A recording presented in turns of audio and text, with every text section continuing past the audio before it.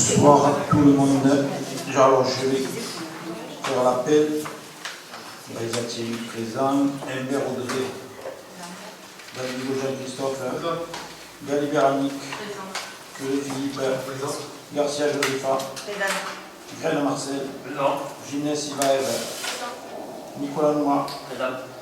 Pelé Marie-Hélène. Nicolas Serafé. Munoz Dominique. Archembault Nicolas. Calambo Sandrine. Bouffini Hervé. Boudet Manuel. Pro Roger. Caruso Vanessa.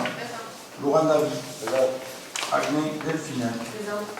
Boudjema Bruno qui a donné le pouvoir à Caruso Vanessa. Le roi Patricia qui a donné le pouvoir à Galibert Annick. De Jean-François, il a du retard, apparemment il est bloqué sur le téléphone. Boyel Charline. C'est bloqué. Présent. Défaille Simon. Prolongé Patrick. Présent. Estrada Kaguva Lidiane. Présente.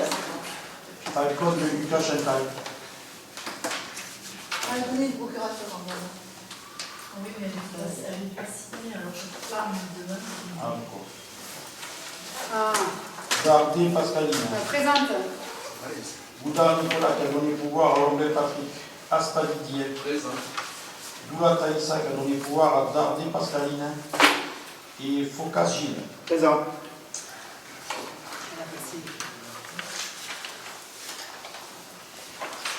je vais passer. Il faudrait le secrétaire ou le secrétaire de séance. Je peux.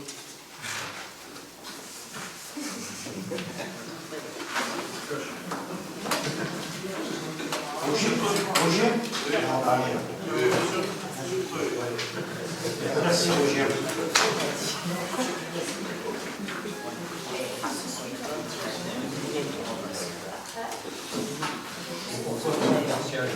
Tu me l'as déjà dit l'autre fois.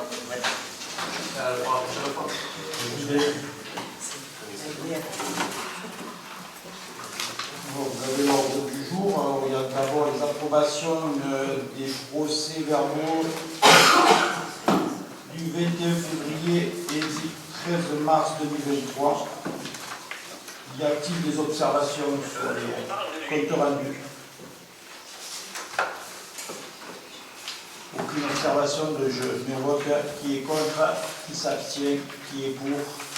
Je vous remercie.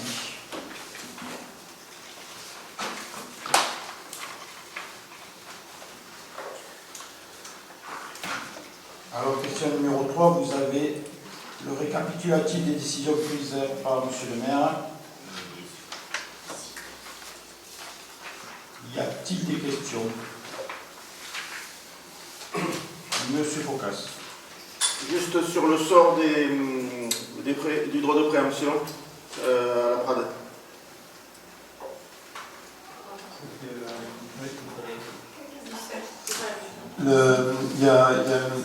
En fait, M. Focas fait référence à l'application d'une préemption sur des parcelles. L'application du droit de préemption à la Prade. La Prade, c'est une zone inondable derrière la Lagrange, c'est ça. Donc, la préemption a été confirmée. On a reçu une personne qui était particulièrement attachée à ce moment.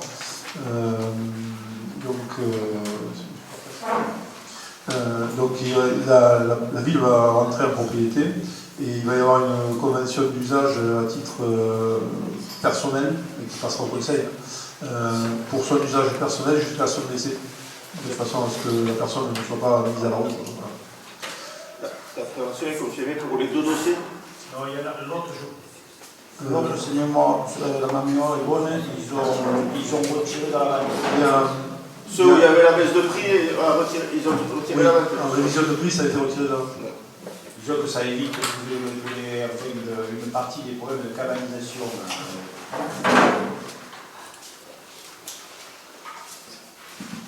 Y a-t-il d'autres remarques? Aucune.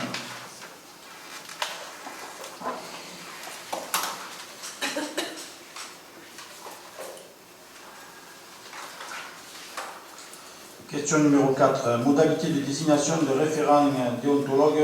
Et je laisse la parole à M. Séraphin Farah. Merci, monsieur le maire. La loi du 21 février 2022, différenciation, décentralisation et déconcentration, 3DS, prévoit que tout élu local peut consulter un référent déontologue chargé de lui apporter tout conseil utile au respect des principes déontologiques consacrés dans la charte de l'élu local. Donc chaque élu qui en ressent le besoin pourra se voir proposer un accompagnement dans un cadre confidentiel pour répondre aux questionnements sur l'exercice de ses fonctions électives. Chaque collectivité doit désigner un référent déontologue pour les élus, prendre une délibération avant le 1er juin 2023, et le centre de formation des maires et élus locaux a décidé de désigner un collège de référents déontologues et a proposé aux collectivités de désigner ce collège en adhérant au service commun mis en place conformément aux dispositions en vigueur. Donc il est demandé au conseil municipal de désigner le collège des référents déontologues désignés par le centre de formation des maires et élus locaux comme référent de la commune de Metz, d'adhérer au service commun du centre de formation des maires et élus locaux et de préciser que tout conseiller municipal pourra saisir un référent déontologue ou le collège des référents déontologues et que les modalités de saisine, d'examen et les conditions dans lesquelles les avis sont rendus seront détaillées par règlement dédié du service commun et rappelés à l'occasion de chaque saisine.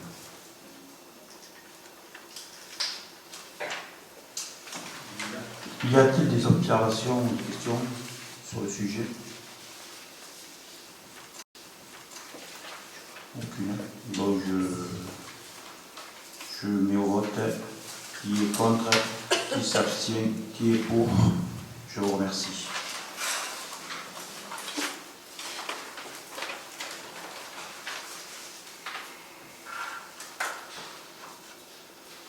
Question numéro 5, finance. Attribution d'une subvention exceptionnelle à la Fondation Biotop. Je laisse la parole à M. Philippe Curé. Merci, monsieur le maire. Donc nous souhaitons soutenir les actions de la Fondation Biotop dans le cadre du versement des subventions annuelles aux associations mésoises. Depuis sa création, les collaborateurs de l'entreprise Biotop parcourent le monde à la découverte de ses trésors cachés. Biotop, entreprise de passionnés réellement concernés par l'importance de connaître et de protéger notre planète et ses écosystèmes, a créé sa fondation d'entreprise pour la biodiversité en 2014. Son objectif est de soutenir et de concrétiser les projets en faveur de la préservation et la promotion de la biodiversité partout dans le monde. Biotop est un partenaire de choix pour son expertise scientifique sur les milieux aquatiques et notamment la lagune, sa capacité à diffuser des connaissances sur le milieu par l'édition de livres et documents de vulgarisation et par la pédagogie active qu'il sait mettre en œuvre. Il est également partenaire de choix pour son réseau d'experts, son engagement pour la défense de l'environnement, et parce que Biotop est une société implantée à Metz depuis près de 30 ans, connaissant parfaitement bien le milieu professionnel associatif et étant une force vive sur le territoire. La ville de Metz partage ses valeurs de préservation de l'environnement et souhaite soutenir les actions de cette structure engagée. Elle propose d'attribuer une subvention exceptionnelle de 1 000 € à la Fondation afin de contribuer aux futurs projets naturalistes soutenus ou mis en œuvre par la Fondation. Il est donc demandé au Conseil municipal de bien vouloir approuver cette décision et d'attribuer la somme de 1 000 € à la Fondation Biotop. Les crédits sont prévus au chapitre 67, article 67-45 du budget principal de la ville de Metz. Y a-t-il des questions ou des remarques? Aucune. Non, je me vote. Qui est contre? Qui s'abstient? Qui est pour? Je vous remercie.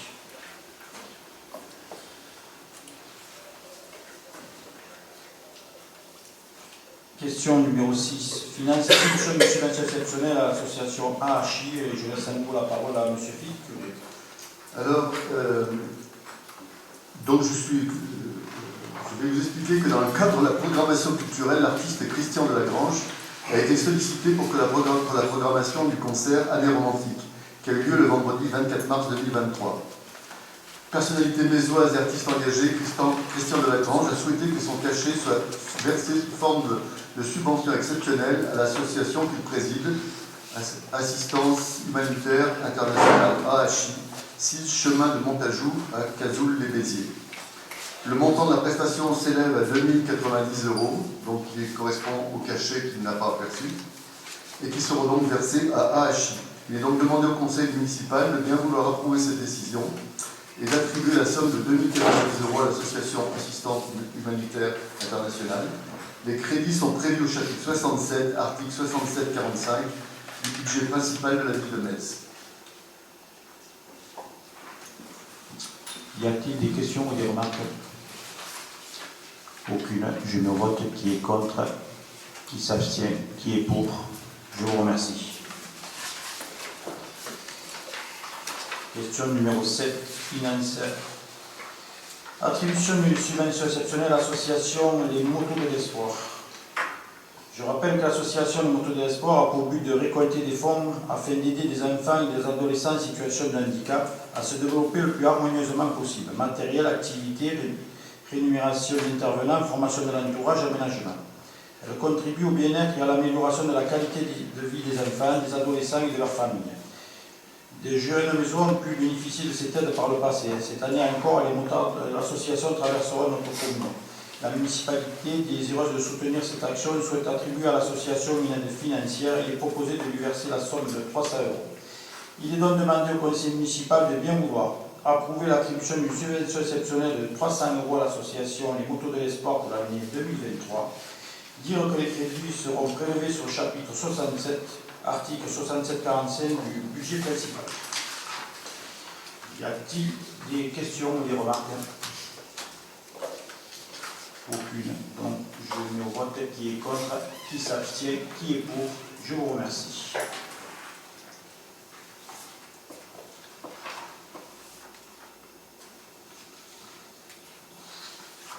Question numéro 8, finance budget principal 2023, décision modificative numéro 1. Je laisse la parole à M. Marcel Maire.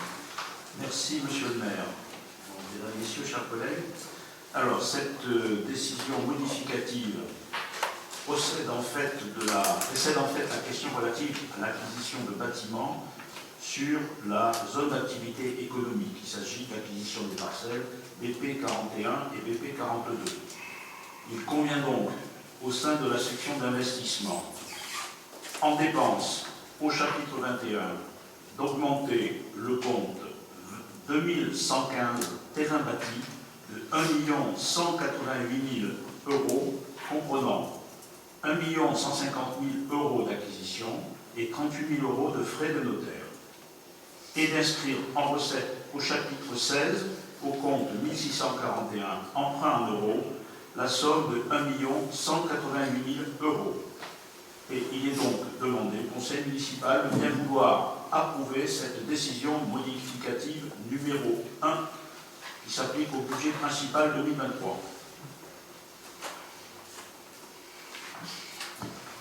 Y a-t-il des questions ou des observations? Monsieur Bocas.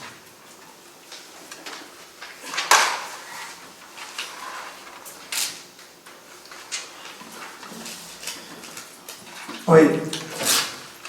Je vous ai envoyé un message ce matin pour voir si on ne pouvait pas mettre la numéro 22 avant la numéro 8, puisque la numéro 8, pour moi, elle découle directement de la numéro 22, et que je pense que quand même, pour 1 million d'euros, et d'acquisition et d'emprunt, ça mérite quand même une discussion. Donc je ne sais pas si vous voulez qu'on reste, vous voulez qu'on reste sur ce plan, 8 et 22, parce que on est un peu sur le même sujet, parce que est-ce qu'on débat de... On peut débattre la 22 si vous voulez. Ouais, merci, c'est gentil, parce que c'est lié, juste pour pouvoir redire la même chose après, etc. Donc, si j'ai bien tout compris, les travaux à la caserne d'Ypres coûteraient trop cher pour mettre en place un centre municipal, centre technique municipal. Et donc, on change notre fusil d'épaule en achetant un terrain, un bâtiment à la zone. Je rappelle quand même qu'en début de mandat, il n'y a pas si longtemps, on a acheté le bâtiment Boya, entre guillemets, dans le but d'agrandir, de permettre de faire un centre technique à la caserne d'Ypres. Donc je sais que c'était quelque chose qui était engagé du temps de la précédente municipalité, cet achat de bâtiments, donc je ne vous fais aucun grief. Je dis simplement, c'est bien pour un sujet comme ça qui affecte le patrimoine immobilier municipal et en corrélation les comptes de la commune, que ça change quand même un peu l'équilibre du budget qu'on a voté il y a quelque temps, puisqu'on s'appuie sur un emprunt limité, et là on a quand même 1 million d'emprunts, 1 180 000 d'emprunts en plus. Donc je pense que la discussion méritait qu'on s'étende un peu dessus, pour que tout le monde comprenne bien ce qui va se passer. Donc je suppose que, et d'après ce que j'ai compris, on va vendre après la caserne à d'Ypres. Hein, donc j'avais 2 questions. La première question, c'est sur l'acquisition. Est-ce qu'on a évalué à peu près les travaux, environ les travaux que ça va demander pour que ce soit opérationnel? Ça, c'est le premier point. Et la deuxième question, est-ce qu'il y a eu une évaluation pour la caserne d'Ypres avec le bâtiment Boyard? Qu'est-ce que ça va nous rapporter pour savoir à l'arrivée qu'est-ce que ça va donner au niveau financier pour la commune? Est-ce que cet emprunt il va être, si je comprends bien, peut-être annulé par la vente de la caserne d'Ypres à un moment donné, ou ça fera de la trésorerie, ou ça fera un désendettement. Voilà. C'était les questions que j'avais à vous poser, mais je pense que vous avez tout intérêt, vous aussi, à bien expliquer la manœuvre, la démarche, la chronologie des choses. Voilà. Je vous remercie. Oui, M. Focas.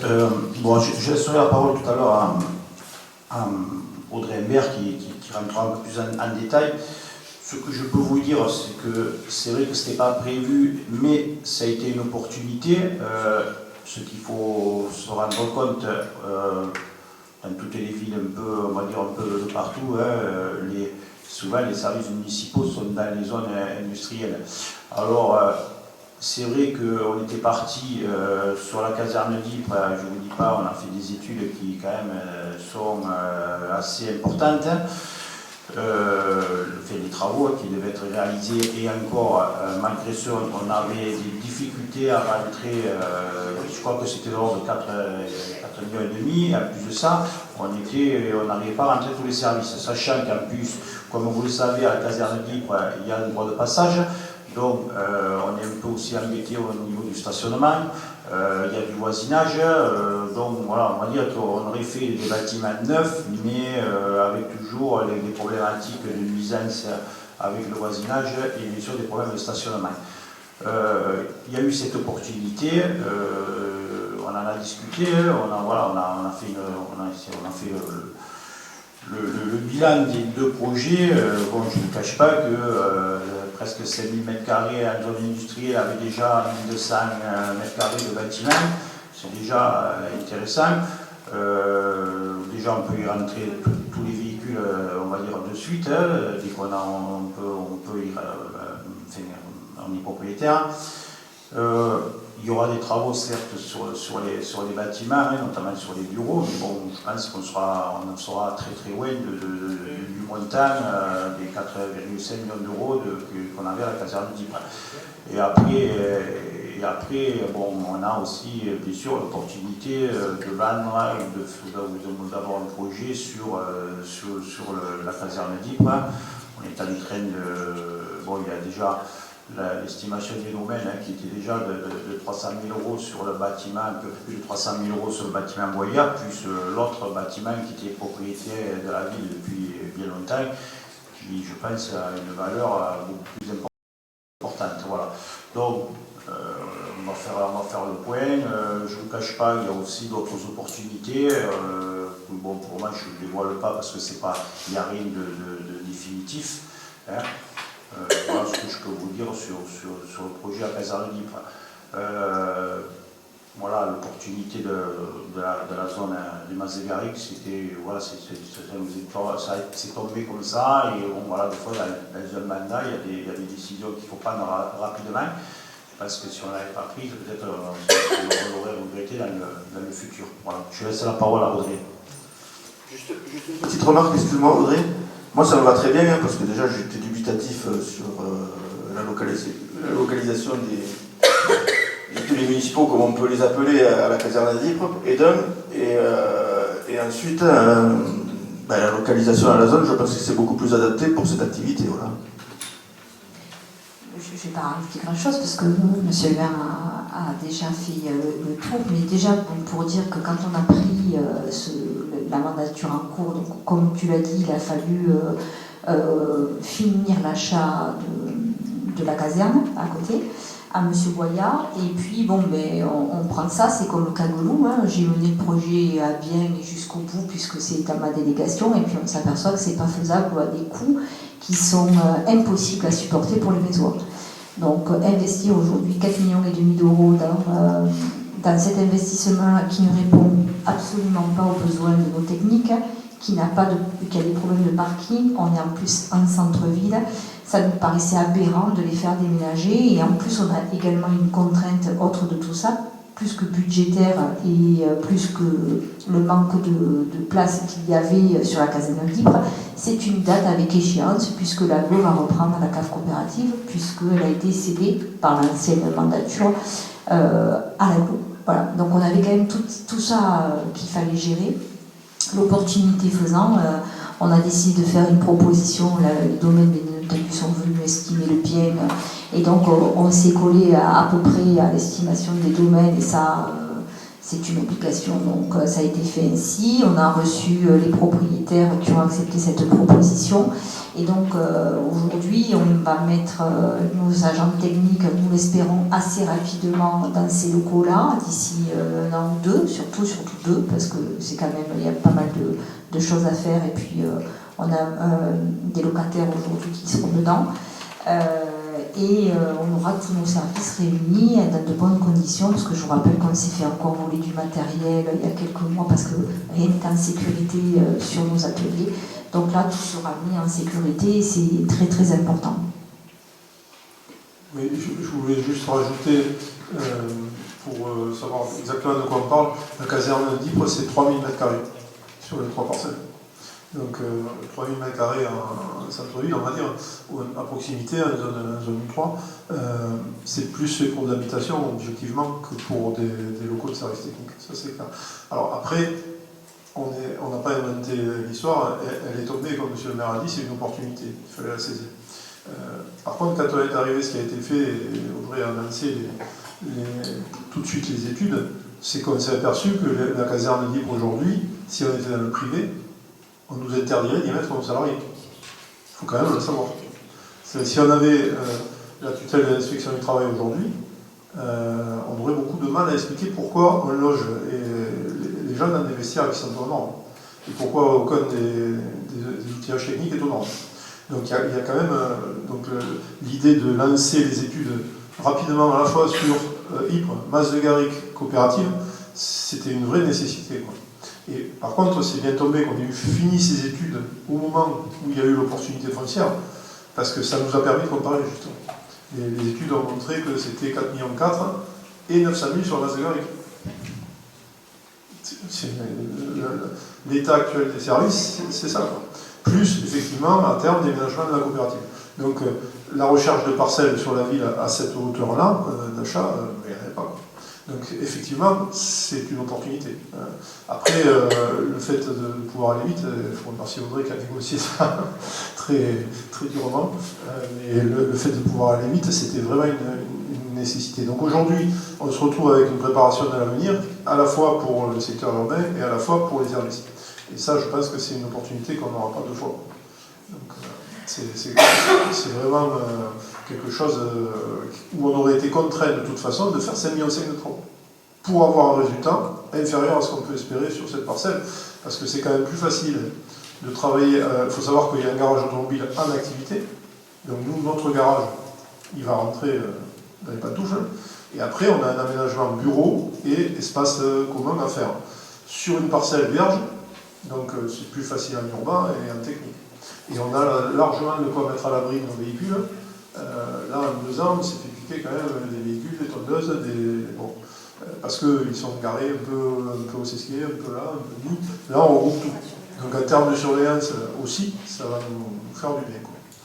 Voilà. Revenir peut-être sur le coût qu'on a, parce que c'est vrai que les deux bâtiments quand même en zone 3 ont une certaine valeur. Donc plus ou moins, suivant ce qu'on fera de ces bâtiments à qui on les vendra, mais bon, 3000 m² en zone urbaine à Metz, on sait que je pense qu'on va rentrer dans beaucoup. Donc c'est plus un crédit relais qu'on fait aujourd'hui qu'un pur crédit. Par contre, il faut l'inscrire. C'est ce que j'ai compris. Ouais. Ça va susciter des convoitises, fatalement. Oui, mais tu sais comment on maîtrise les convoitises. Hein. Tu peux nous faire confiance là-dessus. Hein. Après, il faut aussi arrêter de dire du bien du site à la zone, parce que j'ai vu rentrer les propriétaires, il ne faudrait pas qu'ils nous augmentent le prix à l'arrivée. Ah, ils ne peuvent pas, ça. Ils peuvent, bon, ça va. Alors, ce que je rajoute aussi, c'est que dans l'ancienne mandature aussi, on a eu déjà des discussions sur des terrains aussi à la zone qui étaient beaucoup moins importants. Et c'est vrai qu'on avait déjà envisagé cette opportunité de le faire peut-être ailleurs. Hein. On en a plusieurs fois, on a eu. Et bon, là, on était revenu sur Ypres parce qu'il n'y avait pas d'autres opportunités. Hein. C'est sûr que si Ypres avait correspondu, et en termes de budget en superficie, on ne s'est peut-être pas posé la question, mais bon, là, ça ne correspondait ni à l'un ni à l'autre. Donc, on n'allait pas encore finir des études encore plus chères, et voilà, comme projet ne se réalise pas, parce que bon, la vie de 4,5 millions d'euros aujourd'hui, c'est compliqué quand même à faire passer. Donc, on a préféré renoncer à ce projet-là et partir sur autre chose. Voilà, je dis comme Kagoulou, en fait, mais bon... J'essaie quand même de suivre les projets qui étaient effectifs parce que j'essaie de voir si ça tenait la route. Quoi. Apparemment non, ni l'un ni l'autre en tout cas.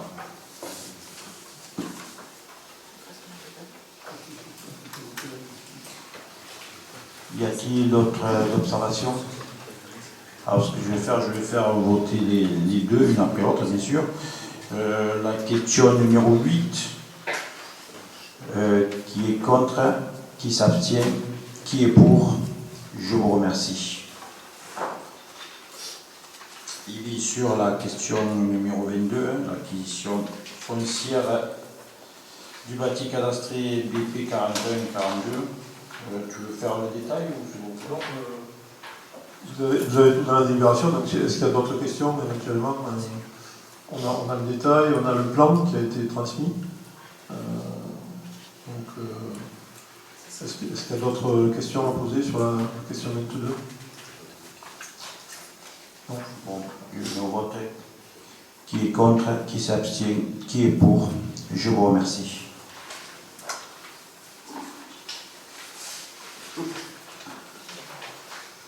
Alors, la question numéro 9, DM numéro 1, budget annexe du restaurant municipal, et je laisse à nouveau la parole à M. Marcel Graine. Merci, Monsieur le maire.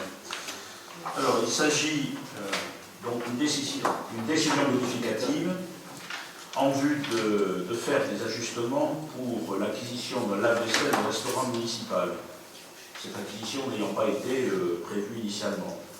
Alors, il convient pour cela, en section de fonctionnement et en recette, d'augmenter de 500 € le compte 68 688 haute prestation de service, et en dépenses, d'augmenter le compte 023, virement à la section d'investissement de 500 €. Ensuite, en section d'investissement, en recette, d'augmenter de 500 € le compte 021, virement de la section de fonctionnement, et en dépenses, d'augmenter de 500 € le compte 2188, haute immobilisation corporelle. Et il est donc demandé au conseil municipal de bien vouloir approuver cette décision modificative. Y a-t-il des questions, des remarques? Aucune. Donc je me vote qui est contre, qui s'abstient, qui est pour. Je vous remercie.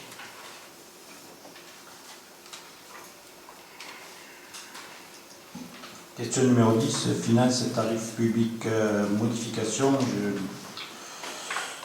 Je laisse la parole à monsieur. Non, je ne demande pas monsieur Gagne, c'est moi. J'ai pas l'habitude de passer. Alors, je rappelle que le 29 août 2022, le conseil municipal a voté la définition de la politique tarifaire de la commune et a validé la grille des tarifs applicable à compter du 1er janvier 2023. Concernant les occupations de domaine public, une erreur matérielle a été commise relative au tarif du marché, animation commerciale, halles et terrasses. Ainsi, il a été oublié de mentionner que le tarif applicable aux occupations ou extensions d'occupation exceptionnelle était soumis à une perception minimum de 15 € l'événement.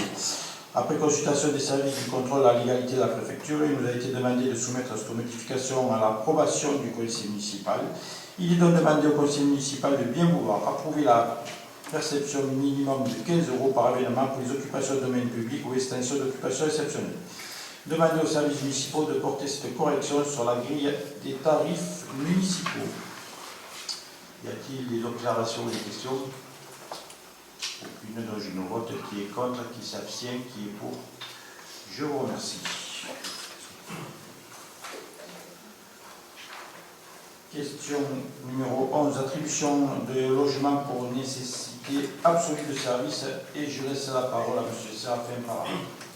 Merci, M. le maire. Donc, un logement de fonction peut être attribué gratuitement ou moyennant une redevance par la collectivité en raison notamment de contraintes liées à l'exercice de l'emploi occupé. Sur la collectivité, 2 emplois nécessitent l'attribution d'un logement pour nécessité absolue de service. Le titulaire de l'emploi ne pourrait pas accomplir normalement son service ou répondre aux besoins d'urgence liés à l'exercice de ses fonctions sans être logé par la collectivité. Donc, il s'agit de l'emploi d'agents techniques, d'adjoints techniques chargés de la surveillance et du gardiennage du parc du Sesquier, du complexe sportif et de leurs abords, qui nécessitent l'attribution d'un appartement au Camp Hôtel. Et en second lieu, l'emploi d'agents techniques, d'adjoints techniques chargés de la surveillance et du gardiennage du Taurus et de ses abords, logés dans un appartement situé au Taurus. Il est demandé au conseil municipal d'approuver l'inscription de l'emploi d'adjoints techniques chargés de surveillance du gardiennage du parc du Sesquier et l'inscription de l'emploi d'adjoints techniques chargés de la surveillance du gardiennage du Taurus et de ses abords, et de charger auquel il est attribué un logement de fonction, de charger M. le maire ou son représentant de prendre toutes les dispositions nécessaires à l'exécution de la présente délibération. Y a-t-il des questions, des observations? Aucune. Donc je me vote. Qui est contre, qui s'abstient, qui est pour? Je vous remercie.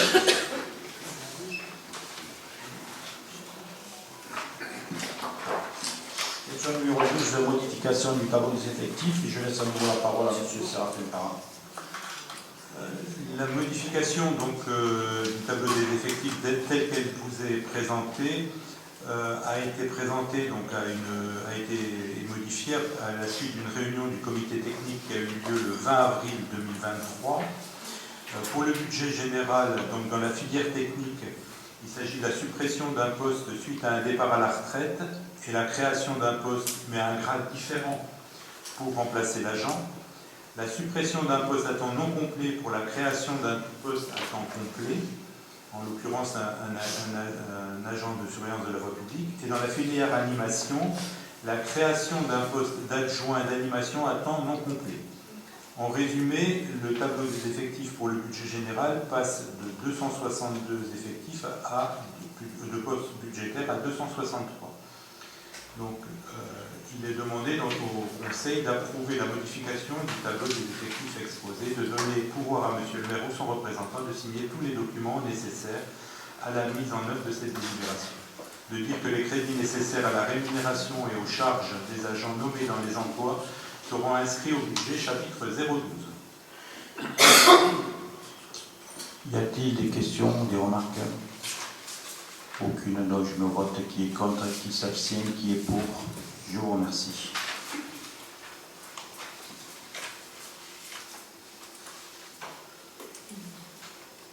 Question numéro 13. Commande publique. Constitution d'un groupement de commandes.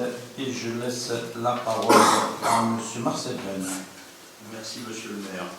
Alors, dans cette délibération, il est proposé de constituer un groupement de commandes avec 7 agropoles Méditerranée, coordonnateurs du groupement et diverses collectivités ou entités publiques pour lancer des consultations relatives à l'achat de fournitures ou prestations de services. La commune de Metz souhaite adhérer pour l'achat de carburant, fournitures scolaires, produits d'hygiène, signalisation routière, les marchés actuels arrivant à terme. La convention annexée à la présente délibération définit des obligations de chacun. Le tableau joint indique les montants estimatifs hors taxes pour chaque entité. Il est donc demandé d'approuver les termes de la convention constitutive et autoriser M. le maire ou son représentant à signer tout document relatif à ce dossier.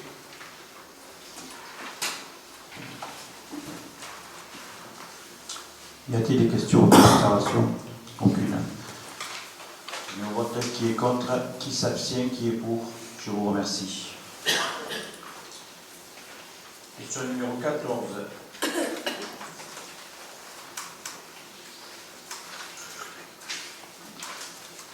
Environnement, approbation de la convention avec l'Ardenne pour la mise en place d'une aire de compostage partagée au quartier La Cave Coopérative. Et je laisse la parole à Marie-Hélène Pelin. Merci, Monsieur le maire. Poursuivant sa politique de gestion des biodéchets, la municipalité a décidé d'installer une aire de compostage partagée dans le quartier de la Cave Coopérative. La fabrication du composteur a été encadrée par l'Ardenne, qui a proposé une formation d'agents polyvalents de gestion et valorisation des déchets dans un des modules est dédié à cette fabrication. Le coût pour la commune s'élève à 824,33 €.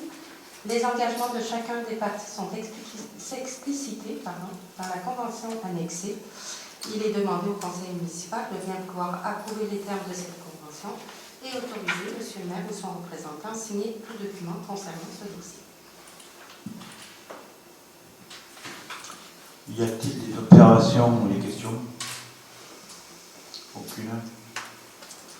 Juste, je voudrais, Madame Estrada, je sais que vous faites partie du groupe qui gère le composteur du parc du château. Déjà par rapport à nos retours sur le composteur de la cave coopérative, sur le composteur des HLM, ça se passe très bien en étant ouvert, on va dire, à tout le monde. Est-ce qu'il serait souhaitable d'en faire de même au château? Parce que bon, c'est vrai qu'au début on avait peur que les gens viennent faire n'importe quoi et ça se passe très bien. Voilà, si vous pouvez en parler avec le groupe qui gère pour que ça devienne libre, parce que je sais que l'autre jour, apparemment il y a quelqu'un qui est venu, il a dit ouais, il y a un cadenas, voilà. Oui, on avait mis un cadenas parce qu'il s'agissait d'une opération expérimentale, parce que c'était le premier, on ne savait pas comment ça allait se passer. Maintenant que la ville continue à s'équiper de biocomposteurs et que la démarche commence à être connue, effectivement, le risque c'était que beaucoup trop de personnes viennent remplir le biocomposteur et qu'on n'ait pas le temps de faire du compost. C'est simplement ça et qu'il y a besoin de le vider plus rapidement. Mais je leur proposerai et puis ils en discuteront, ils se rapprocheront du service environnement. Ah, ça serait bien, c'est bon, ça se passe bien ailleurs, on ne voit pas pourquoi ça se passe oui, c'était simplement parce qu'il s'agissait du premier biocomposteur qui était installé dans la commune. Maintenant, il y a un peu de recul, il y a 2 ans, ça peut évoluer. Je ferai passer le message. Ok, merci. Y a-t-il des questions? Aucune. Bon, je me vote. Qui est contre? Qui s'abstient? Qui est pour? Je vous remercie.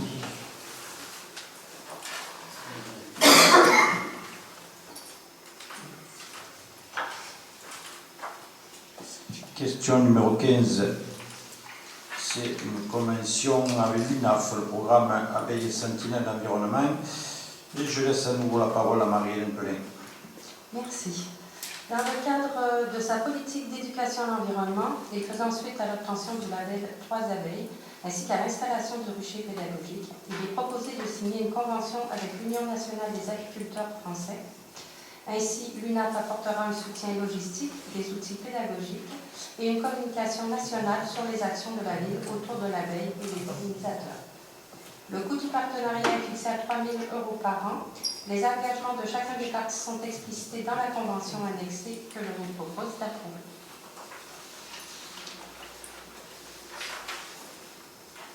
Y a-t-il des questions? Des observations? Bon, écoutez, je vote. Qui est contre? Qui s'abstient? Qui est pour? Je vous remercie.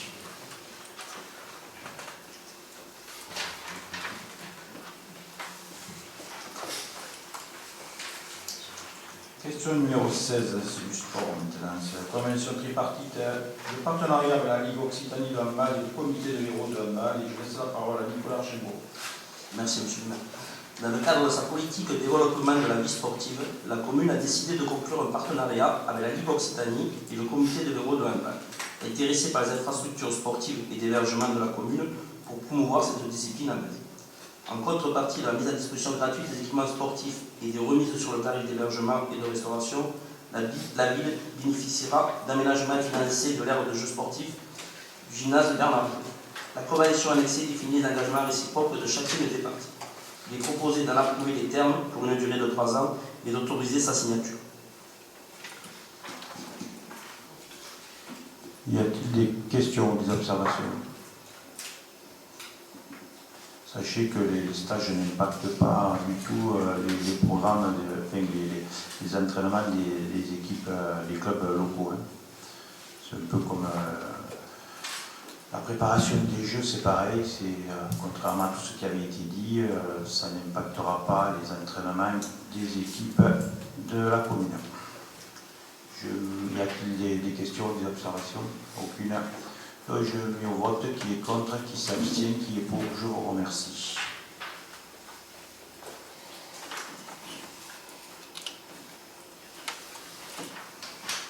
Question numéro 17. Charte du dispositif promeneur du net. Et je laisse la parole à M. Hervé Bouffini. Merci, monsieur le maire. Internet et les réseaux sociaux sont aujourd'hui les moyens de communication par excellence des jeunes et font partie intégrante de leur pratique culturelle. L'image positive dont ils bénéficient auprès d'eux et l'utilisation intensive qu'ils en ont en font des outils présentant à la fois d'importantes potentialités, mais également de nombreux risques. Une action éducative à destination des jeunes, des parents et des professionnels de la jeunesse est essentielle pour leur permettre de mieux maîtriser cet outil. Le dispositif Promeneur du net, porté par la Caisse d'allocation familiale, permet aux structures jeunesse d'être présentes sur ces espaces auprès des jeunes en complément de leur intervention en présentiel, en nommant un professionnel référent. La démarche offre aux professionnels de rejoindre un réseau départemental leur permettant d'accéder à des formations, des temps d'échange, de pratiques et des ressources qui leur permettent d'acquérir ou de renforcer leurs compétences sur la présence éducative sur Internet. Afin de bénéficier de ces services, il est proposé de signer la charte d'engagement Promeneur du net, dont un exemplaire a été adressé en annexe du projet de délibération. Y a-t-il des questions ou des observations? Aucune. Je mets au vote qui est contre, qui s'abstient, qui est pour. Je vous remercie.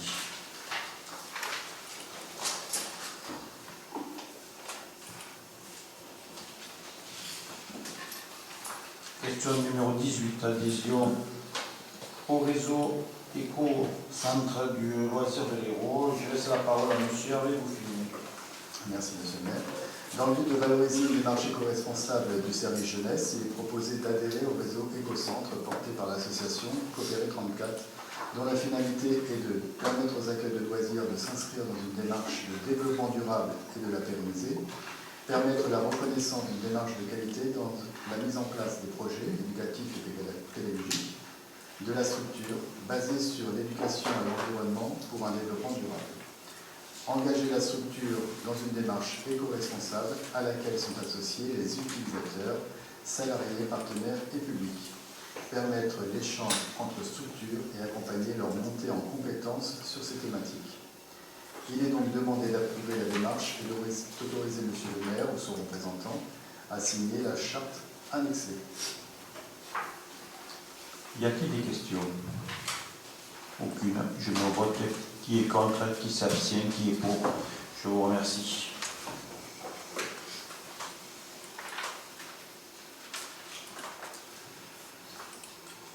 Question numéro 18, la modification du règlement des accueils de mineurs. Et je laisse à nouveau la parole à M. Hervé Bouffini. Merci, monsieur le maire. Il convient de revoir l'article 9.5 du règlement des accueils collectifs de mineurs pour modifier les délais d'annulation des accueils de loisirs extrascolaires, afin de faciliter la bonne organisation des structures et de permettre l'inscription du plus grand nombre d'enfants. Alors que jusqu'à présent, il est possible d'annuler 24 heures avant, il conviendra de procéder aux annulations au plus tard 7 jours avant, sauf maladie sur justificatif médical transmis dans les 5 jours. Le non-respect de ce nouveau délai entraînera une facturation automatique. Il est donc proposé d'approuver la modification exposée. Y a-t-il des questions, Madame Estrada? Oui, c'est juste une remarque. On passe de 1 jour à 7 jours. Les parents d'élèves sont au courant, vous en avez parlé, parce que c'est un retour de balancier important. Voilà, 7 jours, il faut s'en passer des choses. Voilà, c'était simplement une remarque à ce niveau-là. 5 jours, c'était peut-être... Alors nous avons fait des requêtes auprès des parents, de faire un sondage. Et donc la problématique première, en fin de compte, c'est que des gens inscrivent leurs enfants et ne les mettent pas dans les centres aérés. Oui, non, ça, on l'a partout, dans toutes les collectivités. Et nous avons des gens... 7 jours. Oui, nous avons des gens, en fin de compte, sur liste complémentaire qui ne peuvent pas inscrire leurs enfants dans nos centres aérés. Donc la volonté, c'est de responsabiliser un peu plus les parents qui inscrivent leurs enfants mais qui ne les mettent pas dans les centres aérés. Et on a fait aussi un sondage auprès de tous les centres d'accueil, en fin de compte, de la périphérie du bassin de Thau, et eux sont à 15 jours, voire certains sont même à l'année. Et donc, on s'est dit que, dans un premier temps, passer à 7 jours, ça permettra, nous, de régler les problèmes d'organisation, et en même temps, en fin de compte, aux familles désireuses d'inscrire leurs enfants, de pouvoir avoir des places complémentaires, et de responsabiliser un peu tous ses parents. Je suis d'accord avec vous, je vous remercie. Et également, pour compléter tes propos, Hervé, ça permet également de ne pas avoir du personnel pour rien à payer, parce qu'aujourd'hui, on se retrouvait avec du personnel en place et pas d'enfants en fait. Donc c'était bien dommage que d'autres ne puissent pas en profiter et d'avoir le personnel en plus à disposition. Et les autres qui ne veulent pas venir, ça les a été. Oui, pour répondre un petit peu à ce que vous disiez, Madame Estrada, effectivement, un sondage a déjà été fait auprès des parents. On l'a évoqué aussi en commission, en comité consultatif avec les parents. Et c'est la suggestion vient d'ailleurs de certains parents d'élèves qui trouvaient qu'il était un peu compliqué parfois de gérer une liste d'appels ou qu'on n'avait pas de liste de rappel pour gérer justement les désistements. Donc je pense qu'à ce niveau-là, ce ne sera pas une surprise trop importante pour les parents. D'autres observations? Donc je mets au vote. Qui est contre? Qui s'abstient? Qui est pour? Je vous remercie. Vous dégainez vite, hein?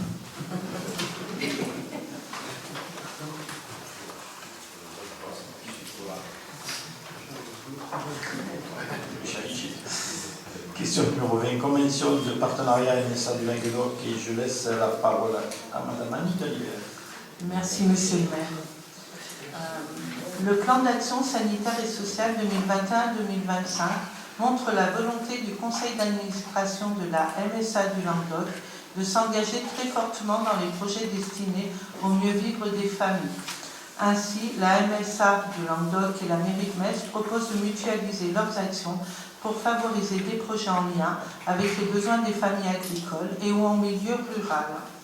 À ce titre, la MSA propose d'accompagner financièrement la ville de Metz en lui attribuant une aide exceptionnelle au titre de l'année 2022 d'un montant de 12 074 €. 2022 car ils ont oublié de solliciter plusieurs communes, donc ils se sont rendus compte de cet oubli, ils ont préféré revenir vers nous pour ne pas nous faire perdre l'argent. Voilà, le montant de la subvention.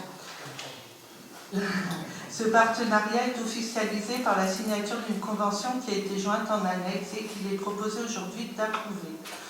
Donc, et d'autoriser Monsieur le maire ou son représentant à signer ladite convention et tout document nécessaire à la réalisation de cette action, charger Monsieur le maire ou son représentant de prendre toutes les dispositions nécessaires à l'exécution de la présente délibération.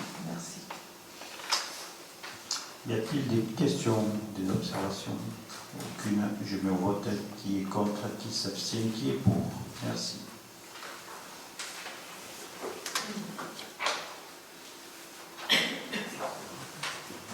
Question 21. Convention d'objectifs et de financement avec la CAF. Et je laisse à nouveau la parole avec Annie Gallier.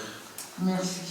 La CAF 34 contribue par le biais de la prestation de services uniques, la PSU, au financement des crèches, Loumézou, Claude Bastille et au service d'accueil régulier familial, les Petits Taux. Cette subvention représente 66% du prix de revient journalier des établissements d'accueil du jeune enfant après déduction des participations familiales dans la limite du prix plafond fixé chaque année par la CNAF. Préalablement à l'octroi de la PSU, il convient de signer une convention pour chacun des 3 établissements qui définit et encadre les modalités d'intervention et de versement de la prestation. Je vous propose donc d'approuver les termes des conventions d'objectifs et de financement jointes en annexe entre la Caisse d'allocation familiale de l'Hérault et la commune pour les multi-accueils Loup-Mézoucleux de Bastille ainsi que pour le Sartre, les Petits Tours. Autorisez Monsieur le maire ou son représentant à signer les conventions. Chargez Monsieur le maire ou son représentant de prendre toutes les dispositions nécessaires à l'exécution de la présente délibération. Monsieur, pourquoi vous noterez l'arrivée de Monsieur Aïssa Loulat. Y a-t-il des questions ou des observations? Aucune. Donc je me vote. Qui est contre, qui s'abstient, qui est pour. Je vous remercie. Attention, Roger, il a plus d'encre dans le stylo, vous pouvez lui en faire passer.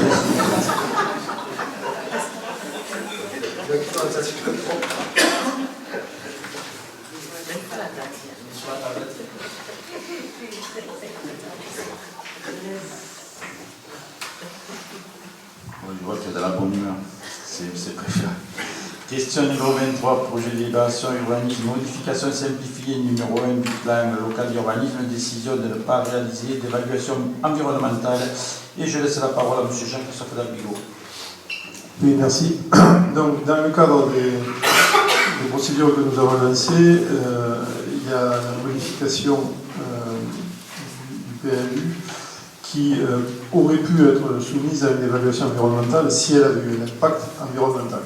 Donc, dans le cadre du dossier complet que nous avons déjà voté, il a été transmis à l'agence de l'État MRAE, mission régionale, qui a estimé, je crois que vous avez eu la copie de l'avis MRAE, qui a estimé qu'effectivement, comme nous le soutenions, il n'y avait pas nécessité de faire une évaluation environnementale sur cette modification du PLU, puisqu'elle ne touchait pas ni au zonage, ni à des enjeux environnementaux dans le cadre du dossier qui a été déposé. Donc, il faut quand même que formellement, au vu de la réponse de la MRAE, le conseil municipal décide de ne pas réaliser l'évaluation environnementale qui n'est pas nécessaire. Voilà. C'est formel, mais il faut le faire. Y a-t-il des questions ou des observations? Aucune. Je me vote qui est contre, qui s'abstient, qui est pour. Je vous remercie.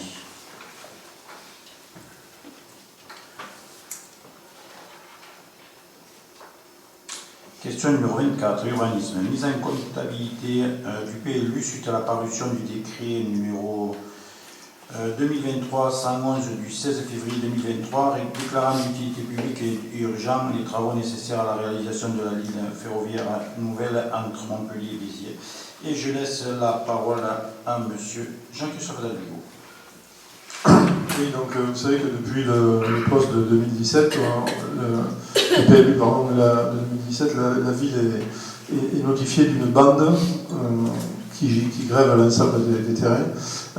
Là, on a franchi une étape supplémentaire puisque cette bande est déclarée d'utilité publique par l'État et ça emporte une obligation de délibération du Conseil. On n'a pas de choix là-dessus pour que le règlement des zones du PLU de la ville de Metz, agricole, naturel, etc., soit modifié pour que ces travaux puissent être réalisés par l'État, puisqu'ils sont d'intérêt national. Donc là, c'est le contraire, on n'a pas le choix. On nous demande de délibérer, mais bon, c'est une obligation. Ça apporte une mise en compatibilité. Donc vous avez vu les précisions qui sont apportées. Hein. C'est dans l'écriture du règlement, ça ne touche à rien aux zones, mais dans l'écriture, il faut rajouter les mentions, les ouvrages d'infrastructure nécessaires au projet de ligne nouvelle Montpellier-Perpignan, ainsi que les outillages, équipements et installations techniques, sans que leur soient applicables les dispositions des articles 3 à 15 du règlement, directement liées au fonctionnement, à l'exploitation ou au maintien de la sécurité de la circulation ferroviaire, ainsi que les affouillements et exhaussements nécessaires. En gros, dans notre PLU, on a un règlement qui interdit un certain nombre de choses dans la zone agricole, et là, c'est plus le cas à partir du moment où c'est dans la prise LGV. Voilà. Et nous avons zéro choix. Donc il est proposé d'approuver cette modification du règlement et d'entamer la procédure qui en fait est l'affichage pendant un mois en mairie, la publication sur le site internet et la publication dans le journal du département, bien sûr en nos frais. Y a-t-il des questions ou des observations sur le sujet? Madame Silva. Oui, je tenais à préciser, parce que j'ai pu lire sur les réseaux sociaux ou dans la presse actuellement, que on allait voter là aujourd'hui la ligne TGV sur le PLU de Metz. Il ne s'agit pas de ça, donc M. Dalbego vient de l'expliquer, donc il y avait une erreur dans la presse.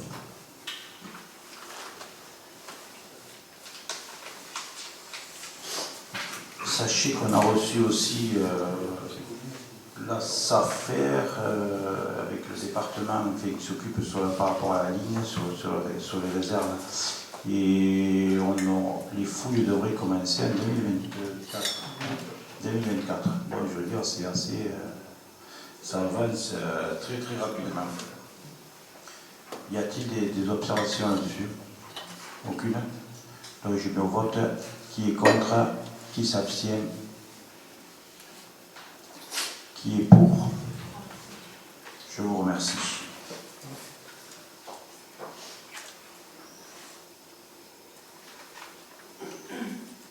Ce qui est surprenant quand même, c'est que certaines personnes ici qui étaient comme moi à l'époque, on avait voté le PLU en 2017, qui avaient voté le PLU et sur lequel le tracé y était déjà. Donc je suis un peu surpris de ce revirement, surtout que cette ligne LGV, je suis allé encore cet après-midi regarder le déroulé des réunions qui ont eu lieu depuis de très très très nombreuses années. Et je n'ai vu aucune observation de personne, si ce n'est, j'ai vu M. Decloc faire une observation, j'ai vu M. Bertrand à Victorel faire une observation et j'ai vu personne d'autre. Et là, depuis 2021, il y a des personnes qui se mettent à faire des observations. C'est quand même un peu bizarre. Hein. En plus, dans mes archives, je regardais l'année 2022, dans laquelle Madame Estrada, vous êtes ici la plus ancienne conseillère municipale, puisqu'en 1995 vous étiez conseillère municipale. Et je vois ici, on parle de la CCNVT, des compétences, je vois qu'il y a marqué tracé du TGV, mais dans les discussions, je ne vois aucun moment votre intervention. Je suis quand même surpris de voir que maintenant vous vous réveillez pour être sur la ligne LGV. C'est un peu comme les gens qui en ont après Carole Delga. Alors quand je regarde les financements de la ligne LGV, quand même, je vois que la région finance seulement à 16,5% de la ligne, alors que l'État est à 40%, et c'est quand même l'État ici qui nous ordonne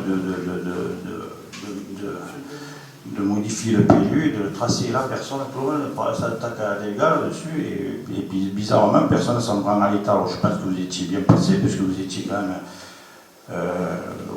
l'adjointe de l'ancien député. C'était à cette époque-là, je pense qu'il aurait fallu faire le travail. Et puis, moi, j'ai assisté à des réunions à Poussin à l'époque, je n'ai vu personne monter au créneau, ni vous, ni vous. Et là, 2021, quand ils vont commencer maintenant à mettre un premier coup de pioche, ça y est, tout le monde se réveille. Je pense qu'il aurait fallu se réveiller avant. Bon, en fait, tout ça, c'est fait. Voilà, merci.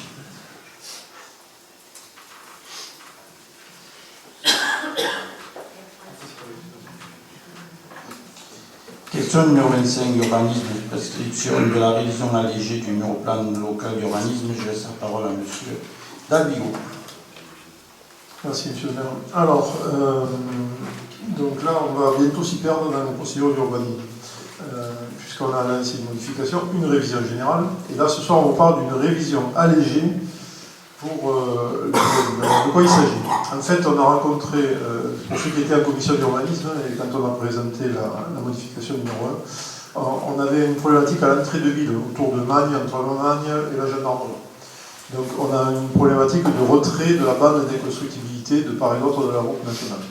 Nous, on avait prévu de faire ça donc dans le cadre de la modification, parce que l'État nous avait demandé de le faire dans le cadre de la modification. Ça, c'était, enfin, avant qu'on arrive. Et puis, quand on a présenté le dossier complet, la position de la DTM a été de dire Bon, effectivement, on vous a demandé ça, mais en fait, il faut passer par une procédure de révision. Ce qui n'est pas du tout la même histoire au niveau des délais, de la charge du travail, etc. Alors, M. le maire a rencontré le nouveau directeur de la DDTM, Fabrice Vassor, on l'a rencontré ensemble, et on avait l'intention de faire, évidemment, écoutez, vous nous avez dit de faire ça, on le fait, mais en fait, ça aurait mis en péril les autorisations d'urbanisme délivrées après, parce qu'il y aurait eu des possibilités de recours sur les permis qui auraient été délivrés après une modification. Donc on a convenu qu'on allait passer par une révision allégée, mais on a obtenu que ça ne dure pas la procédure normale qui exige un an, en gros, ou même plus. Donc en fait, la révision allégée va se dérouler en parallèle de la modification. On aura une enquête publique commune à la modification et à la révision allégée. Et on aura plutôt 3 mois de retard que 2 ans. Donc la révision allégée, le dossier il est déjà fait en fait. C'est l'OAP entrée de ville qu'on avait présenté à la commission d'urbanisme.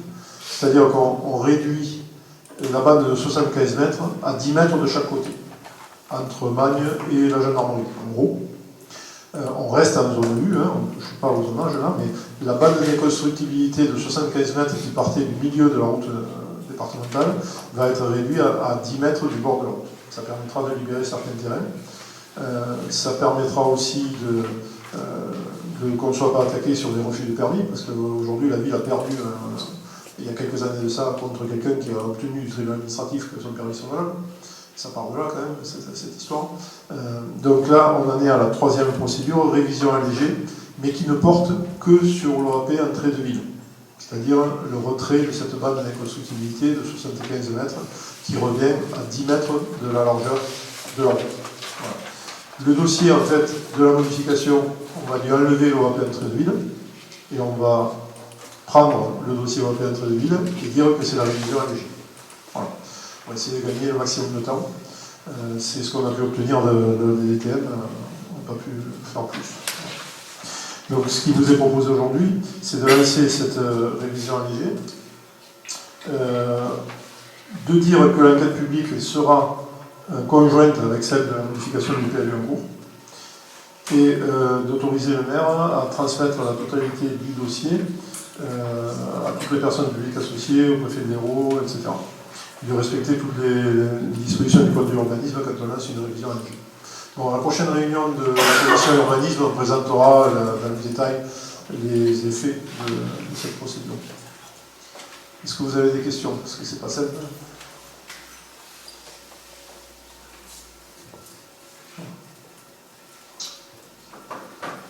Je mets au vote qui est contre, qui s'abstient, qui est pour. Je vous remercie.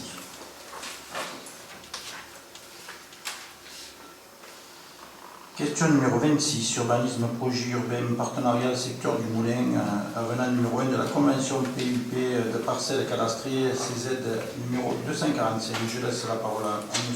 Jean-Christophe Dalbibo. Oui, mais en fait, dans le projet de délibération, vous avez l'explication. Il s'agissait d'un permis délivré sur une surface, importante d'ailleurs, plus de 200 mètres carrés. Et le permis a fait l'objet d'une décision de permis modificatif qui réduisait la surface. Et comme la convention financière de PUP était basée au mètre carré, mais il faut réduire en fait la convention. Pas en totalité, hein. Vous avez vu qu'il y a 80% en fait de la somme simplement qui est déduite. Donc pour qu'on valide le nouveau projet, le permis modificatif, il faut que la convention de PUP initiale soit revue au bon mètre carré. C'est ce qui vous est proposé ce soir.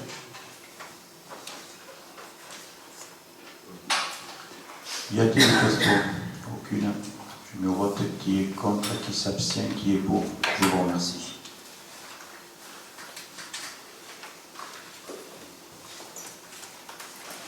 Question numéro 27, démocratie participative, le budget participatif. Je laisse la parole à M. Séraphin Parra.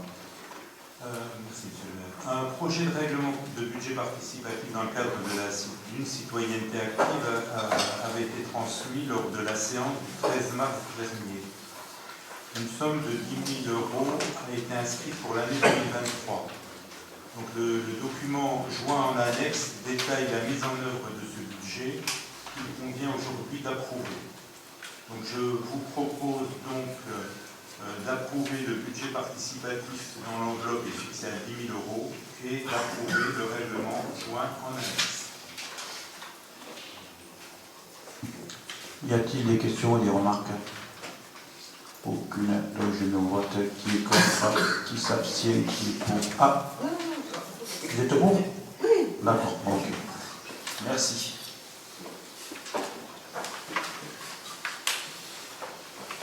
Dans les questions diverses, alors, on voulait vous parler de la gestion des déchets conchylicoles. Alors, nous avons appris il y a peu de temps que l'aglo voulait, on va dire tout simplement, arrêter de financer la gestion des déchets conchylicoles. Et du coup, je crois que c'est la semaine dernière qu'on a reçu M.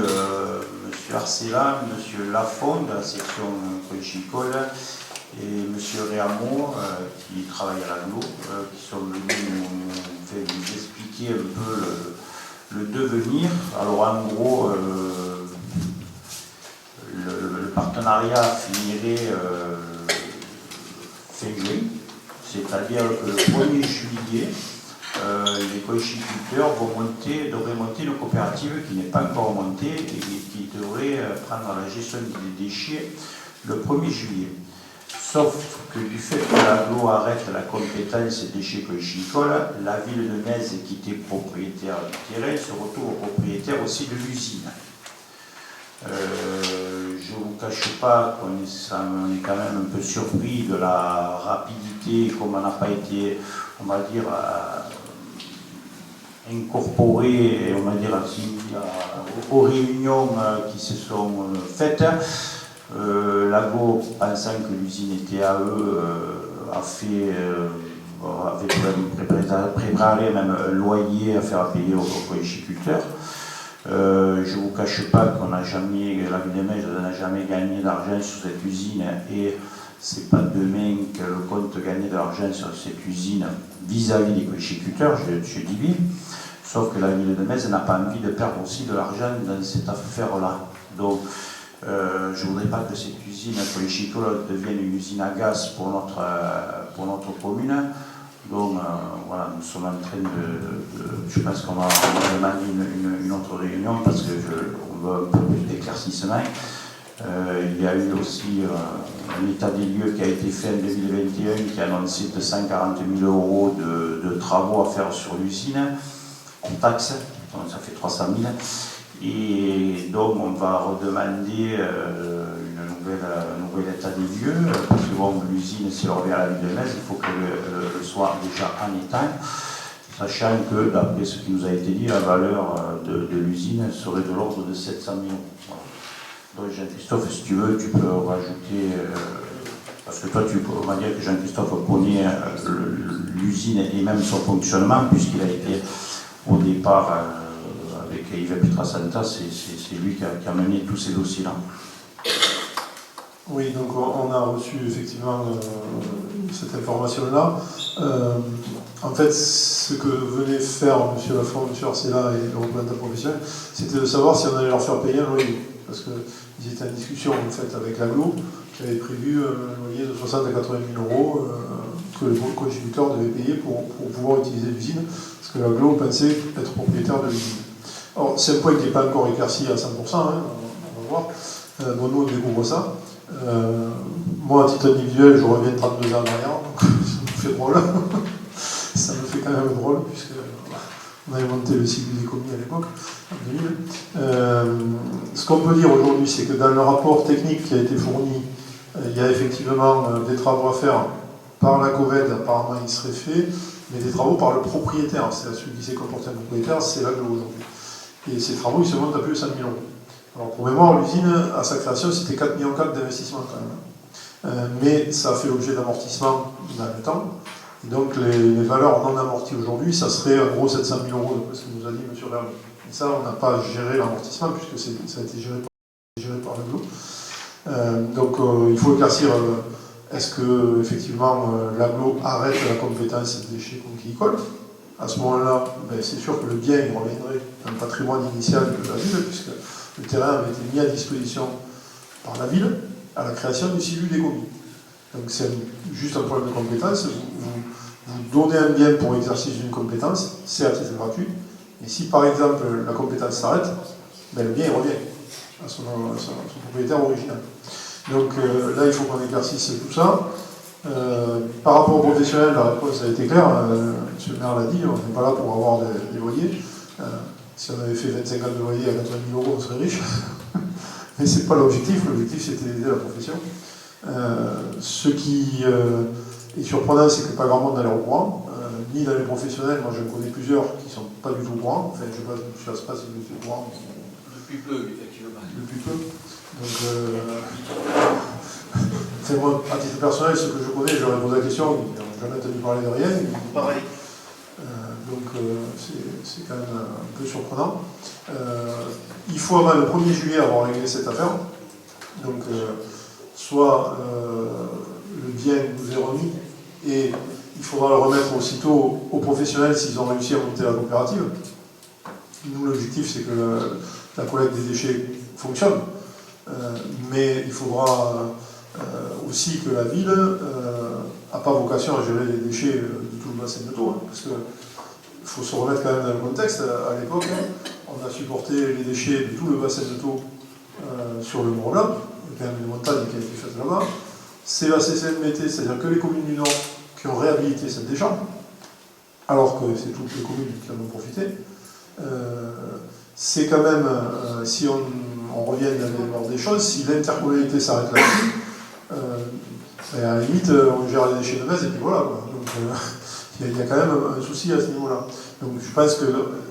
le maire devrait rencontrer Laurence Magne, qui est vice-présidente aux déchets. Il faudrait qu'on ait des explications un petit peu sur comment ça arrive, cette affaire-là, et surtout comment les professionnels vont se débrouiller, parce que si l'aglo arrête sa compétence, bon déjà je ne sais pas comment il faut passer un conseil, en aglo, mais ça veut dire qu'elle arrête son financement aussi dans le projet, et là ça vous fait quasiment doubler les coûts, quoi. Et non, ce que tu vis aujourd'hui, c'est 50% de ce que c'est 25% de ce qui va t'arriver, puisqu'il y avait une participation du budget de l'aglo. Alors la justification, c'est que les fonds publics n'ont pas vocation à financer des déchets professionnels, donc ça on le sait depuis longtemps, c'est vrai. Mais par contre, si vous prenez les dossiers de l'aglo, d'abord c'est dans la compétence de l'aglo, c'est la 12e compétence supplémentaire de l'aglo. Et ensuite, dans les budgets de l'aglo, il y a aujourd'hui un budget qui s'appelle valorisation des déchets professionnels. C'est un budget de 3,5 millions. En 2021, il était excédentaire de 2,2 millions. Donc, moi je veux bien que pour les contributeurs ça ne s'applique pas, mais force est de constater qu'il y a quand même un budget aujourd'hui, en 2023, valorisation des déchets professionnels. Pourquoi on ne rentrerait pas les déchets communicoles dans les déchets professionnels? C'est quoi? C'est des déchets professionnels. Donc si je comprends bien que les financements n'ont pas à venir des impôts, je ne comprends pas trop pourquoi on décide d'arrêter la compétence. Parce qu'on pourrait très bien faire la compétence en faisant payer le vrai prix. Donc ça, bon, ça ne relève pas de la ville, ça relève de l'aglo. C'est des discussions à mener au sein de l'aglo. En ce qui concerne la ville, le meilleur service à rendre, c'est que nous, l'usine, on la vende aux professionnels s'ils arrivent à faire la coopérative. Pour le prix net, ça leur reviendra moins cher que de payer un loyer de 60 ou 80 000 € à vie, plutôt que, et sans subvention, parce qu'ils n'auront pas de subvention sur du fonctionnement. Alors que s'ils montent un dossier de subvention, acquisition, et qu'ils s'occupent eux-mêmes de leurs déchets, ils sont largement finançables par tout le monde. Donc tout ça, il faut l'éclaircir. On en reparlera forcément avant le 1er juillet. Enfin, on voulait vous alerter parce que bon, ça nous tombe dessus comme ça. Ça demande beaucoup de précision, de certitude juridique qu'on n'a pas. Mais en tout cas, financièrement et politiquement, la ville de Metz n'a pas vocation à gérer l'usine conchylicole de tout le bassin de Thau. C'est clair que ça nous dépasse largement.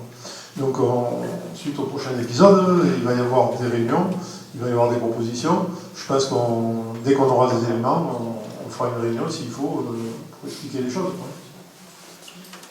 Moi, ce que je voulais rajouter à Jean-Christophe, par rapport à ce que dit Jean-Christophe, c'est que ce matin, j'étais à l'Arena, puisque Carole Delga recevait les maires d'Occitanie, et j'ai interpellé le maire de Marseillan, qui est quand même président du syndicat mixte. Il n'était même pas au courant de la situation, ce qui est quand même grave. Hier, le matin, j'ai parlé à M. Aspar aussi, c'est pareil, c'était un peu, personne, vous n'étiez pas au courant non plus. Donc, il y a quand même, je trouve quand même qu'il y a un manque de dialogue, aussi bien au sein de la profession, comme ça. Mais chez les élus, c'est pareil. Nous avons parlé des maires, il y a beaucoup de maires qui ne sont pas au courant, et c'est des dossiers qui sont quand même assez importants. Moi, je ne gère pas un petit arbuste au coin de la rue. Je veux dire, c'est quand même une usine, c'est quand même des professionnels, c'est la santé de l'état de tout, parce qu'on sait bien ce que c'était à l'époque où on jetait les déchets chicoles dans l'étang. Je pense que bon, c'est un sujet à prendre au sérieux. Oui, au Moi, je veux dire que je suis très très inquiète de la mise en place de cette coopérative par les professionnels, puisqu'ils ne sont quand même pas dotés et armés pour pouvoir constituer et régler cette problématique de déchets, au vu des problématiques qu'eux, ils rencontrent en plus aujourd'hui, financièrement. Quand il va falloir appeler la cotisation, il y aura toujours un bon moyen ou une problématique qui feront que les déchets ne seront peut-être pas payés, parce que la dureté du métier aujourd'hui, donc elle est quasiment déjà vouée à l'échec, et on le sait bien que c'est très particulier en plus pour mettre en place. Donc moi je me tourne vers toi, il faudrait vraiment que tu ailles au plus loin des choses et que tu ailles les rencontrer et rencontrer tes collègues, parce que je pense qu'il va y avoir une grosse problématique à venir là-dessus, qui va mettre en difficulté la profession. Et puis, comme l'a dit Jean-Christophe, le point 12 de l'agglo, c'est bien de voir recycler les déchets professionnels. Donc, je ne sais pas pourquoi les conchiculteurs ne pourraient pas en bénéficier, c'est même pas normal, quoi, en fait. Donc voilà, j'espère que le syndicat de la conchiculture va pouvoir le gérer différemment et va pouvoir se saisir de ce dossier mieux qu'en proposant de monter une coopérative. Bonsoir à tous. Oui, effectivement, moi aussi, je me souviens très bien de la création de l'usine. J'étais jeune responsable professionnel à l'époque. Je me souviens aussi que les conchiculteurs de Mont-Blanc n'en voulaient pas par rapport aux nuisances. Donc on leur avait proposé, pour y arriver, d'avoir une réduction de 30% de mémoire. Et puis finalement, on a eu l'usine et on n'a jamais eu les moins de 30%. Ensuite, en ce qui concerne intervenir avec M. Lafont, moi je veux bien le rencontrer. Il faut savoir que je ne suis plus aujourd'hui au comité régional de conchiculture méditerranée, je suis juste président de la coopérative des 5 ports. Donc je veux bien les rencontrer et aller au fond des choses. Moi j'étais tout à l'heure à la conversation au téléphone avec M. Denis Régler, qui est le directeur, donc il m'a pu davantage m'éclaircir, je m'en préoccupe quand même, quoi. C'est vrai que l'outil de la coopérative des 5 ports, on aurait pu au moins en tant que président que tu sois saisi, parce que la vote de coopérative est en fonction aujourd'hui, on aurait pu, je ne sais pas, mutualiser, ou voilà, même ce travail-là, il n'a pas été fait, et puis le 1er juillet, c'est dans 2 mois. Donc moi, vraiment, j'ai peur de la difficulté que ça va engendrer auprès des professionnels, et de doubler également les déchets. Voilà, parce que là, par contre, on va pas couper. La conchiculture, aujourd'hui, on dit souvent qu'il faut, l'agglo payer une contrepartie. Je pense qu'elle veut se dessaisir de la contrepartie pour être dans les règles, et ça, on ne peut pas lui en vouloir là-dessus, parce que c'est une réalité, elle met en place également sur la restauration. Mais si elle arrête la conchiculture, elle n'a qu'à arrêter les déchets professionnels dans son ensemble. Alors pourquoi la restauration et les autres déchets, et pourquoi pas celle de la conchiculture? Moi, ce désengagement, il fait suite également à la pollution qui a eu lieu récemment dans les Landes de Thon, par l'agglo, ça on le sait tous. Donc ça fait 2 fois qu'on désavoue la profession, et je trouve, j'espère qu'il y aura une 3e en tout cas.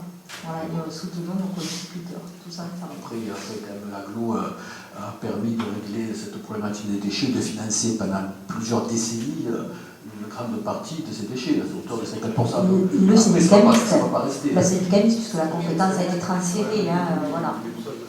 Oui, moi ce que je voulais dire, oui, c'est le syndicat mixte, parce que c'était au syndicat mixte, c'est la compétence, d'ailleurs le syndicat mixte, la compétence première, c'était les déchets horticoles. Donc d'ailleurs ce matin, au président du syndicat mixte, Yves Michel, j'ai dit que ça serait quand même à la rigueur, pourquoi le syndicat mixte ne reprendrait pas cette compétence-là, puisque cela ne l'a pas. Surtout que le syndicat mixte, ils vont perdre le SCOT. Là, j'ai ma piste, c'est la grosse qui, finalement, comme je disais à Michel, j'ai l'impression que le syndicat mixte, maintenant, il n'a plus rien, donc au moins qu'il serve à quelque chose. Donc il m'a dit, écoute, je vais en discuter parce que tu me l'apprends. Voilà, ce que je trouve regrettable. Je voulais juste revenir, puisque M. Régler a été cité effectivement, en 1995, il y a eu la création du CIVU des communes. Et le CIVU des communes, c'était syndicat à vocation unique, déchets conticoles et viticoles. Et il avait un seul objet, donc le traitement et la valorisation des déchets conticoles. Ce qu'on nous dit aujourd'hui que c'est interdit. Donc, je passe sur les détails. Et si le syndicat mixte a été créé, c'est parce que les professionnels avaient commencé la collecte et que personne ne les payait. Et que donc ils sont venus à la porte des collectivités de l'époque en disant il faut absolument qu'on ait un percepteur. Parce que sinon, ça va se casser la gueule. Et ça s'était cassé la gueule. Et on a couru avec M. Régler pour trouver des bennes à Beau, à Sète, à Nicolène, mettre un coup à Caméliès, un coup au Mont-Blanc, un coup à Marseillan. Et ça a duré 3 ans l'histoire, avant que l'usine sorte. Donc 95, c'est CIVU des commis. 2000, c'est l'usine, parce que faire des tas de déchets de 10 000 tonnes par an, ça a donné la montagne du Mont-Blanc. Il fallait bien un exutoire. Donc l'usine, ça a permis au moins d'avoir collecte et traitement dans une filière. Après, le gaz n'a pas marché, l'usine a déconné, etc. C'est revenu sur de l'inertage simplement. Mais au moins, il y a eu, par le CIVU puis par le SNBT, une prise en charge de la filière complète. Et bon, ça ne s'est pas fait sans mal, etc. Mais ça s'est fait. Et quand le SNBT a lancé la DSP qui se termine aujourd'hui, c'était pour 15 ans. Donc, ça se terminait en février 2022. Et ça a été prolongé de 6 mois par l'AGLO, en attendant de voir. Mais le fait que ça s'arrête d'un coup, moi je ne me revois pas, et en tout cas la ville de Metz ne refera pas ce qu'elle a fait il y a 30 ans, en acceptant les déchets de tout le monde, posés n'importe où. Quoi qu'il se passe, il ne faut pas s'attendre à ça. Donc je pense qu'il faut être clair. Il y a eu suffisamment d'efforts de fait, il y a une filière qui existe, il faut qu'elle tourne, les professionnels doivent l'assumer dans l'acte, mais on peut progressivement amener des cotisations qui amènent vers l'équilibre, et ça n'empêche pas les collectivités de s'occuper du service.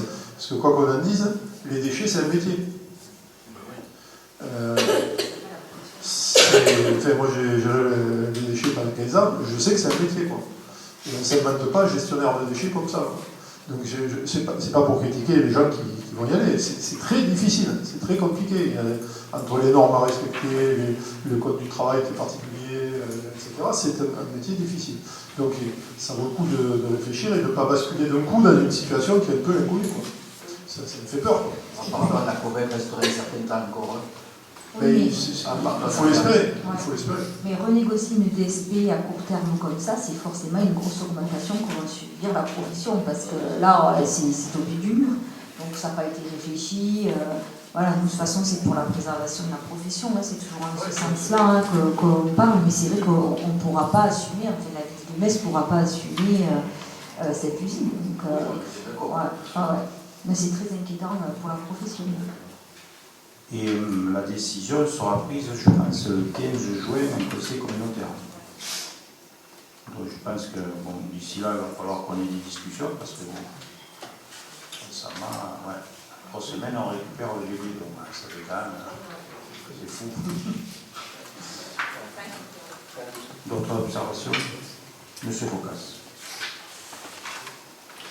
Oui. Bon, alors on va dire que le monsieur anti-aglo, il est au bout de la table là, et puis il va encore prendre la parole.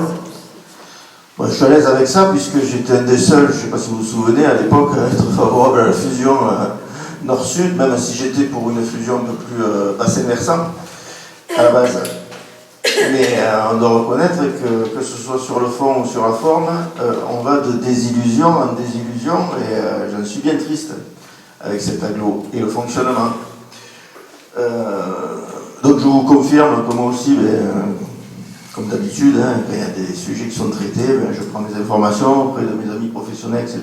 Et Didier, je peux te garantir que tous les professionnels que j'ai contactés, il n'y en a pas un qui m'a dit qu'il était au courant de cette affaire.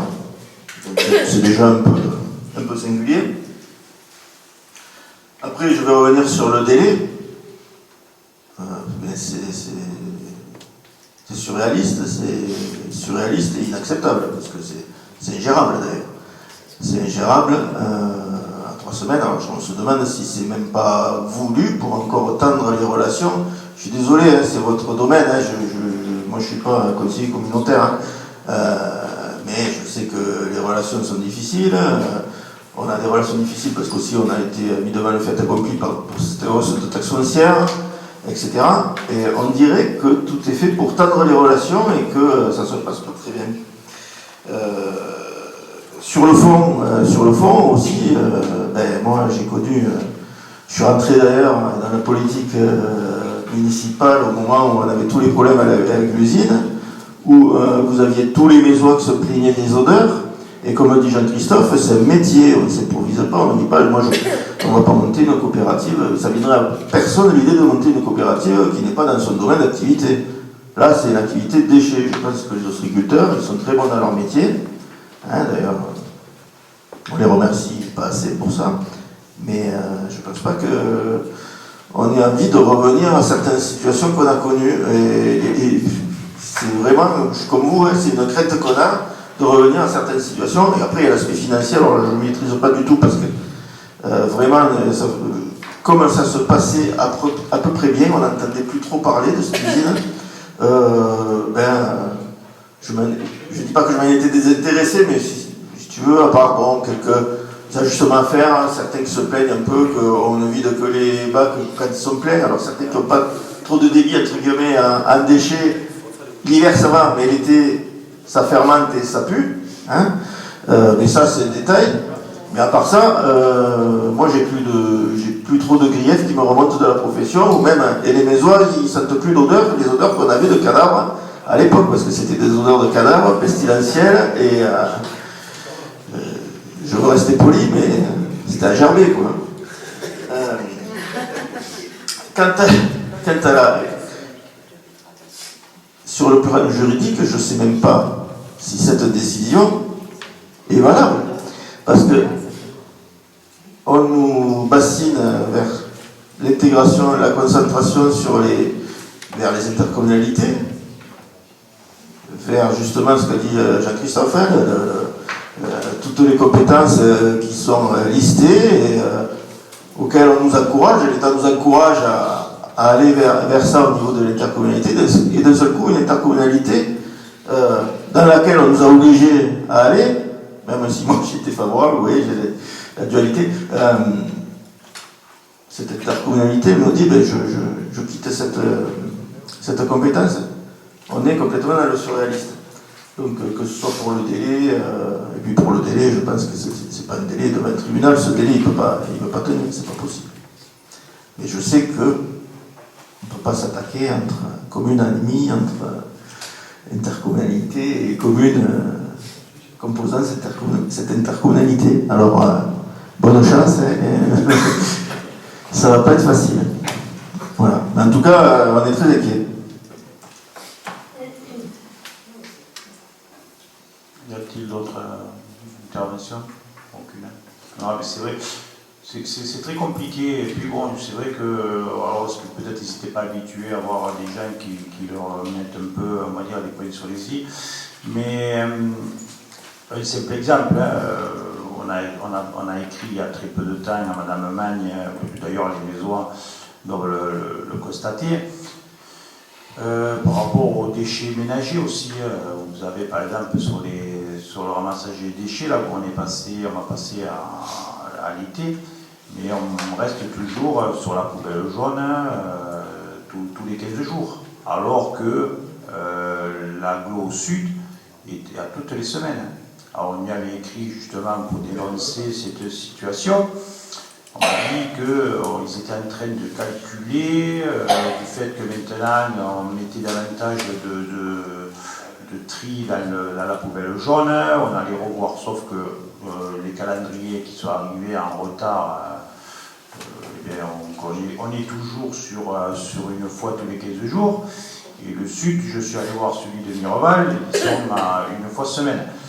Donc là aussi, je pense que jeudi, bon, je pense que ça s'est enregistré, peut-être qu'il le saura avant jeudi, mais je vais encore une fois leur dire que sinon, je vais demander à la population du Nord bassin de Thau, sauf Gijan, puisqu'ils étaient dans le Toago, de payer que la moitié de la redevance spéciale, puisqu'on payait la même taxe, et voilà, on a quand même fusionné depuis janvier 2017.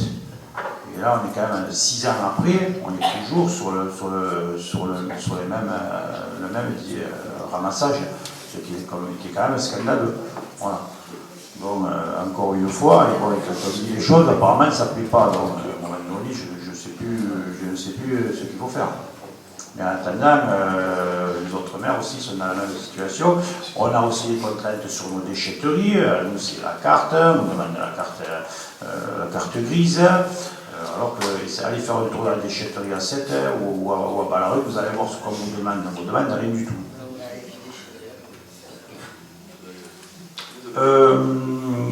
Vous avez sur la table deux plans. Un c'est Caguelou et l'autre c'est le plan du marché de l'esplanade.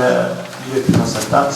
Alors je laisse la parole à Audrey qui vous explique un peu, si vous avez des questions.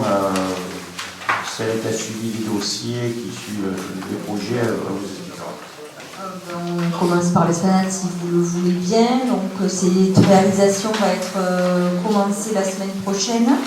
On avait attendu que les forains partent pour pouvoir l'installer. Donc si vous avez des questions, donc ce sont des modules qui vont être posés, 2 devant le foyer municipal, enfin, cette salle-ci, et un de l'autre côté, avec une végétalisation, et sur la jardinière qui est intitulée Jardinière 1, il y aura donc une œuvre d'art qui sera apposée par M. Joas, qui avait fait le baptême. Et ensuite, sur 3 de toute l'esplanade, on mettra également 3 modules qui permettront aux gens de se réunir tout autour des arbres. Ça fera une espèce de cocon où les gens pourront venir discuter, et également ça sera végétalisé. Donc tous les modules sont végétalisés. C'est une première pierre sur l'esplanade, puis on espère au fur et à mesure continuer aux différents tours d'arbres, mais bon, on fait moyenne, donc on commence par cette partie-là. Si vous le regardez bien, il n'y a rien qui change, aucune terrasse a été impactée, le manège reste à sa place. Également, les forains, eux, sédentaires, enfin, non sédentaires, qui sont à demeure les jeudis et dimanches, également ne sont pas impactés puisque ça dépasse de 50 cm, donc on a juste fait un petit décalage pour certains.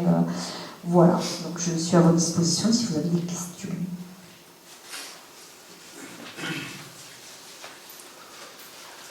Je vois pas l'emplacement de la statue de la Gaule. Non, parce qu'on n'a pas voulu. On n'en a pas. C'est pour ça. Ouais. En effet, ça serait trahison. À Yves, cette statue-là, sans effigie, non.